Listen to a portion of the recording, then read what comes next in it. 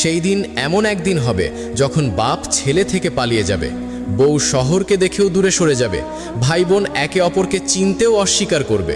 চারপাশে শুধু নফসি নফসির আর্তনাদ।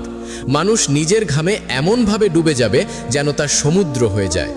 ঠিক সেই বিশাল ময়দানে এক মহান ব্যক্তি সবার জন্য ডেকে উঠবেন, আমাদের প্রিয় আকা, দুনিয়া ও আখিরাতের সর্দার হযরত মুহাম্মদ সাল্লাল্লাহু আলাইহি ওয়াসাল্লাম। তার মুবারক জবান থেকে বের হবে একটাই কথা, ইয়া রব উম্মতি উম্মতি।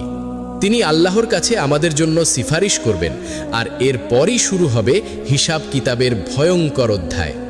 এরপর শোনো, সবচেয়ে প্রথম হিসাব নেওয়া হবে নামাজের বিষয়ে, কারণ রাসূলুল্লাহ সাল্লাল্লাহু আলাইহি ওয়াসাল্লাম স্পষ্টভাবে বলেছেন কিয়ামতের দিন প্রথম প্রশ্ন হবে নামাজ নিয়ে।